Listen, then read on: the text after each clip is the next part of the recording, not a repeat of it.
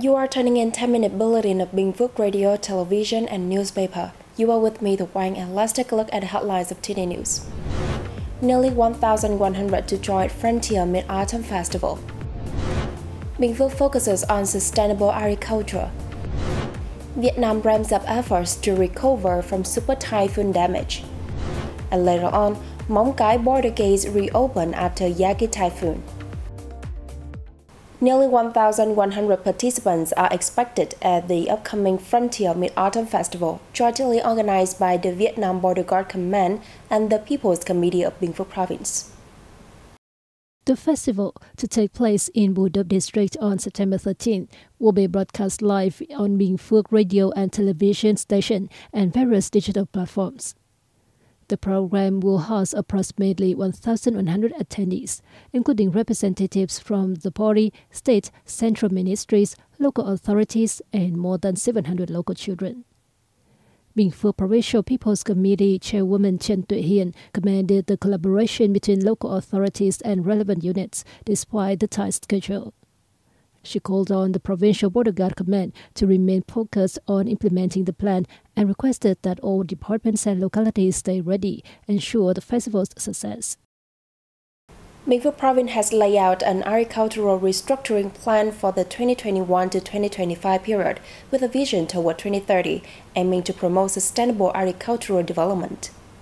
The province's goal is to build a large-scale, technology-driven agriculture sector with a focus on clean, organic, high-tech, and circular farming that meets market standards.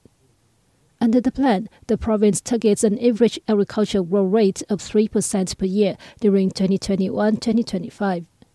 Productivity in the agro, forestry, and fisheries sectors is expected to increase by 7% annually, with rural residents' incomes projected to rise by 1.5 times compared to 2020 levels.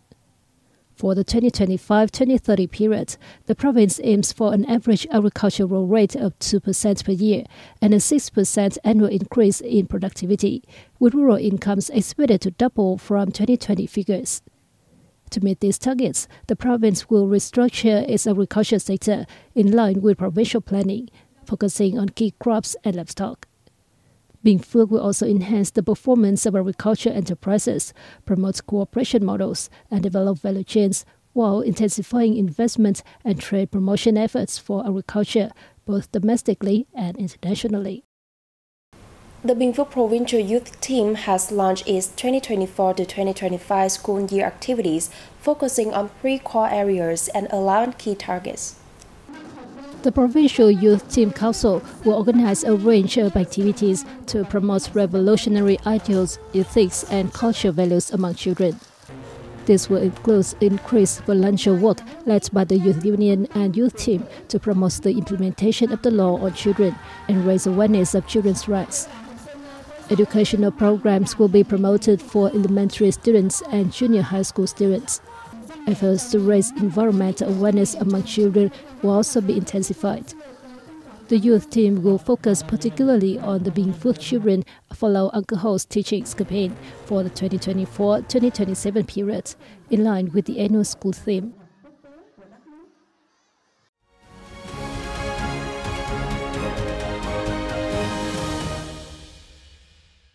Welcome back to BPTV News. The super typhoon Yagi has passed, but its impact is still causing serious consequences for the northern localities in Vietnam. See more in the following report. Typhoon Yagi was the strongest storm to hit Vietnam's northern region in the past 30 years. As of 5 p.m. on September 9th, the super typhoon has resulted in 68 deaths or missing persons and 251 injuries. It has caused flooding and damage to 113,600 hectares of rice fields, 22,000 hectares of crops, and 6,887 hectares of fruit trees. Over 1,500 aquaculture cages have been damaged or swept away, along with 79 livestock and over 190,000 poultry. Furthermore, 25 boats of various types have sunk at their moorings in Quang Ninh. The provinces and cities of Quang Ninh, Hai Phong, Tai Binh, Hai Duong, and Hanoi are experiencing widespread power outages and communication disruptions. On September 9th, a bridge collapsed as more rain fell following Typhoon Yagi. Prime Minister Pham Minh Chinh signed a dispatch asking for urgent measures to settle the collapse of Phong Chau Bridge in the northern province of Phu Tor, as well as efforts to respond to and overcome consequences of flooding, landslides in the northern mountainous and Midland region. On the afternoon of the same day, the Politburo and Secretariat met to guide efforts in addressing the aftermath of floods caused by Typhoon No. 3 and to proactively prepare for potential future flooding and landslides.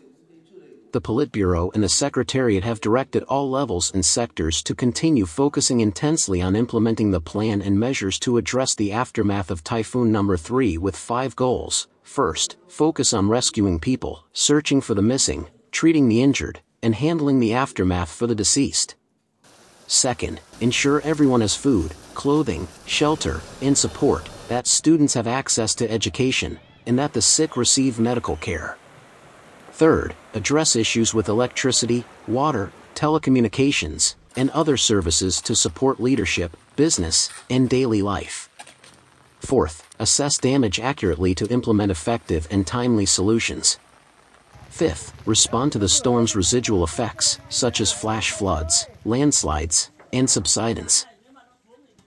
Party General Secretary and State President Tô Lâm and his spouse hosted an official welcome ceremony for visiting Mozambican President Philip P. Jacinto Nyusi and his spouse in Hanoi on September 9th. Following the ceremony, the two leaders held talks. General Secretary and President Tô Lâm welcomed President Nyusi and the high-ranking delegation of Mozambique on an official visit to Vietnam from September 8th to 10th. He considered the trip a new impetus for further promoting the traditional solidarity, cooperation, and friendship that have been nurtured by generations of the two countries' leaders and people. This 3-day trip marks President Nyusi's first visit to Vietnam since taking office and also the first by a Mozambican president to the Southeast Asian nation in over 17 years. The two leaders agreed to increase all-level mutual visits between the country's parties, parliaments, sectors, and localities to strengthen political trust, thereby creating new momentum for bilateral cooperation. Vietnam and Mozambique will keep close coordination and mutual support at international and regional forums, including those of which they are members such as ASEAN, the African Union, and the Southern African Development Community, they said. They applauded the progress in bilateral economic connections. In particular, the telecommunications joint venture Movitel of Vietnam's Viettel Military Industry and Telecoms Group in Mozambique is a bright spot. In terms of trade, the Vietnamese and Mozambican leaders concurred in developing trade in commodities their countries are strong at, such as farm produce, apparel, aquatic products, and coal. They also agreed to expand cooperation in the form of joint ventures to such spheres as building cashew nut and aquatic product processing plants in Mozambique.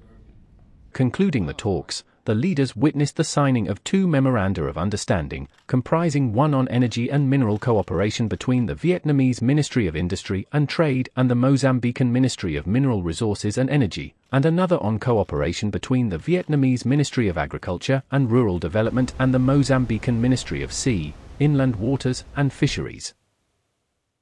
On September 8th, immigration and export-import activities at the Bắc Luân 1 and Bắc Luân 2 border gates in Móng Cái City, Quảng Ninh Province returned to normal after being temporarily suspended due to the impact of Yagi typhoon.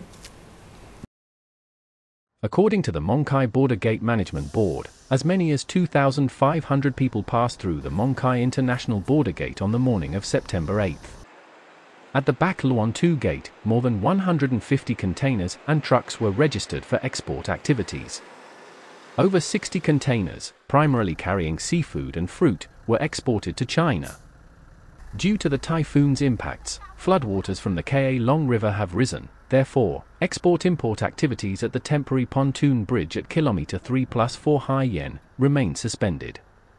Statistics show that the total export-import turnover through the Móng Cái International Border Gate in the first 8 months of 2024 reached $2.64 billion, marking a 24% increase year-over-year, while 265 new businesses began operation in the area. And that also wraps up our bulletin. Thanks for tuning in and goodbye for now.